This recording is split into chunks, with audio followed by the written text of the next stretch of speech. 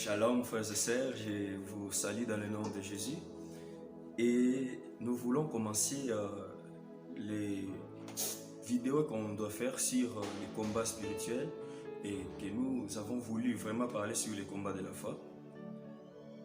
La fois passée, nous avons vu avec vous que la Bible dit « Tenez ferme pour résister, prenez ces armes pour résister aux ruses du diable ». Et nous avons vu que les ruses du diable en soi, c'est ce qui nous intéresse malheureusement beaucoup. Parce que les ruses du diable, ils touchent à ton bien, ils touchent à ton enfant, ils touchent à ta santé, ils touchent à ton argent, tes business, ils touchent à ton travail. Mais en soi, il n'a pas besoin de ces choses. Le diable n'a pas besoin de ton travail. Le diable n'a pas besoin de toucher ta santé. Il n'a qu'à faire. Mais ce sont des méthodes qu'il utilise pour atteindre son but. Et le but, c'est détruire ta foi. Le but, c'est de te refroidir dans la foi chrétienne. C'est ce qui se passe avec Job. Le diable commence à toucher à sa santé, il touche à ses enfants, il touche à ses biens. Mais le but, c'était quoi? C'était que Job puisse régner Dieu, que Job puisse régner son Créateur. Voilà, c'est pourquoi la femme de Job vient et dit « Monsieur, tu peux régner ces dieux-là ».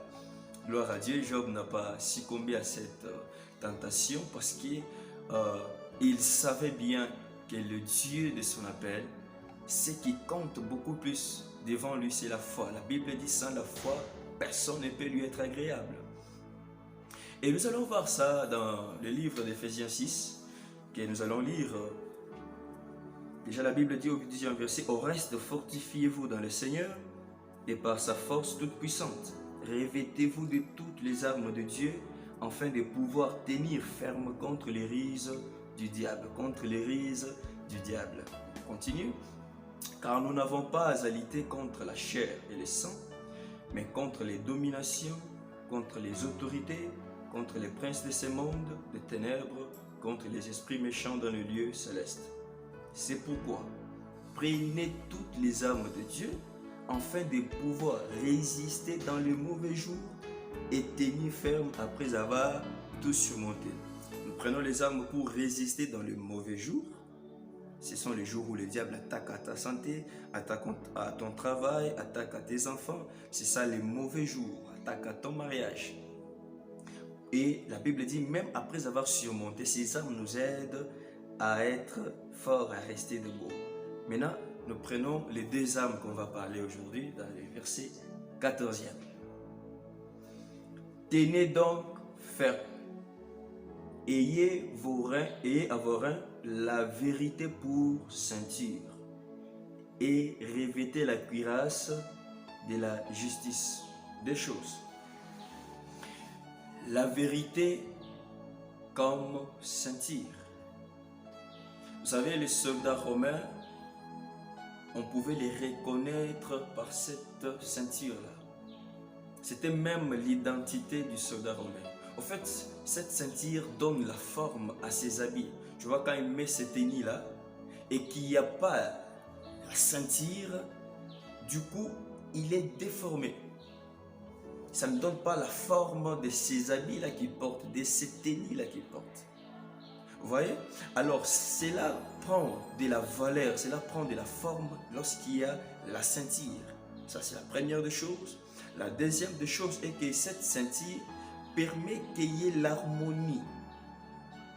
Il y ait l'harmonie dans les armes qu'il porte, que ça puisse bien rester sur son corps. Il faut qu'il y ait cette ceinture. Et l'apôtre Paul, prenant cette image du soldat romain, il vous dit que cette ceinture, c'est la vérité. J'aimerais dire à tout enfant de Dieu, au lieu de tout le temps commencer à envoyer tellement le feu, je vais vous conseiller, je vais vous supplier à vivre avec la ceinture qui est la vérité. Notre tennis, c'est Christ que nous portons. Mais pour donner forme à ça, il faut qu'il y ait la vérité. De sorte qu'un soldat romain peut ne pas avoir sa tenue, mais lorsqu'il a une ceinture, simplement, on reconnaît, parce que c'était ça leur identité. C'était une ceinture que tout le monde ne pouvait pas avoir. Bien-aimés frères et sœurs, nous devons vivre dans la vérité. Nous devons marcher dans la vérité. Tu veux vaincre les combats spirituels, tu veux vaincre les combats de la foi, tu as besoin de la vérité, tu as besoin de la sentir. C'est ce qui donne la forme. Je ne vois pas un chrétien, je ne vois pas quelqu'un qui est en train de faire un bon combat de la foi sans la sentir. Comment vous arrivez à faire sans vivre dans la vérité? Vivons dans la vérité. La vérité, ce n'est pas ce que nous prêchons seulement. La vérité, c'est ce que nous vivons réellement. Nous voulons être des vrais. Oui, des vrais. C'est ça notre souhait, c'est ça notre besoin. Et nous désirons que ceci entre dans nos têtes, que ceci puisse être inculqué en nous, qu'il n'y a pas de chrétienté sans la vérité. Car Christ même que nous avons reçu, c'est la vérité. Et cette vérité, c'est ça l'identité d'un chrétien. Quand on s'appelle chrétien et on ne vit pas dans la vérité, on est faux, on n'est pas chrétien. Un chrétien vit dans la vérité. Un chrétien, il évite de mentir, même si des choses graves. Oui, même si des choses graves, il accepte de dire la vérité. La vérité comme sentir. C'est une arme. Ce n'est pas les fire. Non, la vérité. Lorsque quelqu'un vit dans la vérité et qu'il est chrétien, il a déjà une arme puissante. Et la deuxième des choses, on nous parle des cuirasses comme la justice. Vous savez, les cuirasses, et l'armure, c'était quelque chose qui gardait, qui protégeait la poitrine du soldat. Afin que lorsque les ennemis attaquent en face, que ces attaques-là ne puissent pas arriver jusqu'au soldat. Vous voyez ça? Du coup, vous comprenez qu'on n'a pas besoin beaucoup des armes offensives. Non, on a besoin de beaucoup plus des armes défensives parce que nous, on ne donne pas trop. Vous voyez les grands boxeurs, lorsqu'ils sont sur les rings, ils ne donnent pas trop les coups. Il esquive. Et lorsqu'il lui sort le coup, c'est très fort. C'est ça, les armes. Si vous lisez très bien dans Ephésiens 6, vous allez trouver que la plupart des armes, ce sont des armes défensives plutôt. Et cette arme, qui est la cuirasse, protège le devant.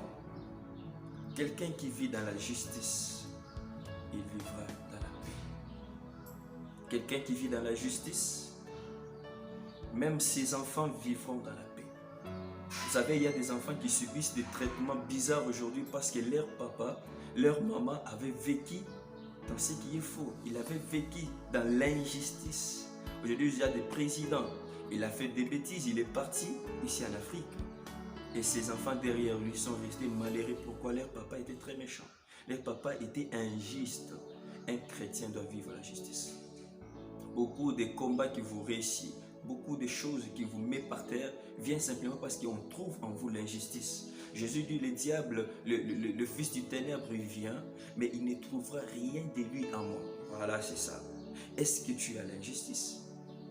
Est-ce que lorsque tu partages avec les autres après avoir travaillé, tu le fais bien? Est-ce que vous faites une coopération avec les amis? Vous vous partagez très bien?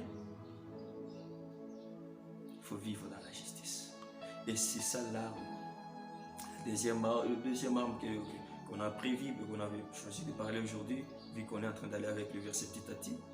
Et vous allez comprendre que lorsque quelqu'un vit dans la vérité, lorsque quelqu'un vit dans la justice, automatiquement, cette personne-là, il a de l'avantage sur l'ennemi et il peut bien se protéger contre les armes des ténèbres. Que Dieu vous bénisse et dans la prochaine vidéo, on va parler sur les deux autres armes spirituelles. Shalom chez vous et de bonnes choses. Bye bye.